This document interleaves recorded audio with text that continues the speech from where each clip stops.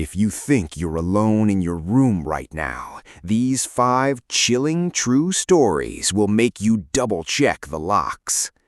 Story 5: The Bedside Table. It started last weekend when my friend dragged me out to a crowded pub for some live music. After a few pints, I reached into my pocket for my phone. It was gone. Panic set in. I retraced my steps, searched our table, the bar, the restrooms, but found nothing. In desperation, I dialed my number from my buddy's phone. It rang twice, and then someone picked up. No words, just a cold, raspy chuckle that sent shivers down my spine before they clicked off. They wouldn't answer my follow-up calls. Defeated, I walked back home, only to freeze at my bedroom door. My phone was sitting right there on my nightstand, exactly where I'd left it before going out. That's just a warm-up. Up next is a story so disturbing it will make you question every friendly stranger you've ever met. And wait until you hear story number 3. What the police found in her apartment will haunt your dreams. Stay tuned. Story 4: The Empty Bus. Back in middle school, I was always the very last student on the morning pickup route. One rainy morning, as I stood waiting by myself, a school bus pulled up, but it was completely empty, not a single kid inside. Tension. The driver slid the door open, grinned, and gestured for me to step in. A knot tightened in my stomach. "Where is everyone else?" I asked. His smile twitched. "It's where we're picking them up next. Get in." He kept insisting, his voice growing sharper, more demanding. I stood my ground and firmly said no. Frustrated, he slammed the door and drove off. Minutes later, my actual school bus arrived. I didn't tell my parents until dinner. The look of sheer terror on their faces as they rushed to call the police is something I'll never forget. Story 3: The Neighbor's Warning. A few years ago, I sublet in an apartment from a close friend who had just finished remodeling it. It didn't take long to realize the woman next door was deeply disturbed. She spent every night playing religious broadcasts at maximum volume, talking intensely to a wall. One night, sleep-deprived and angry, I knocked on her door to complain. When she opened it, I gasped. Every inch of her walls were covered in painted crosses and frantic scribbles of biblical names. Her windows were completely blacked out. The air smelled of decay, cockroaches crawling everywhere.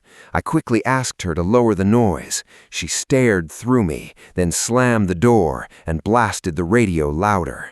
The following night, my girlfriend was staying over. Around 3 a.m., tension. I woke up to a dark figure standing directly over our bed, watching us breathe.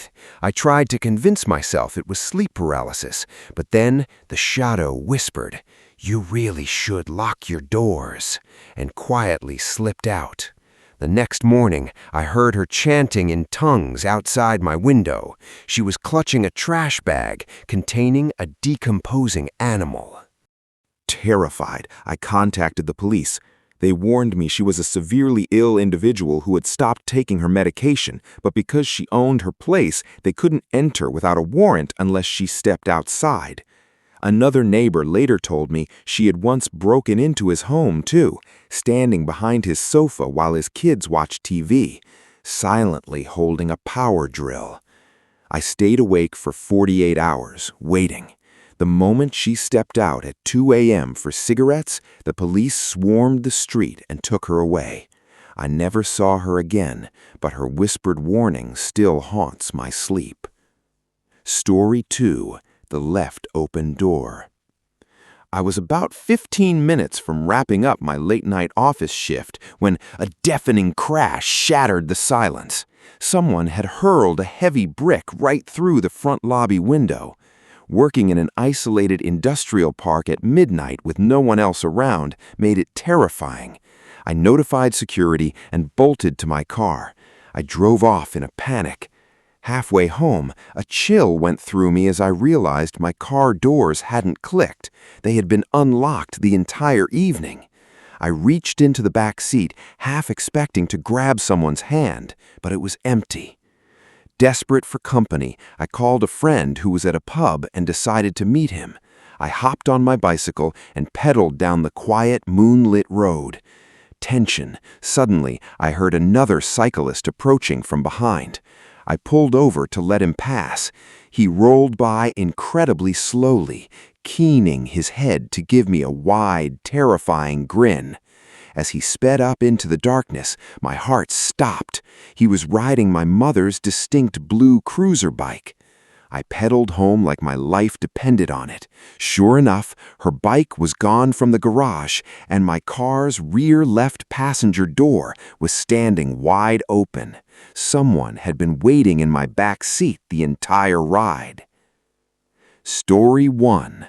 The 4:17 a.m. call. I used to work night shifts at a remote forest campground, stationed in a tiny wooden cabin.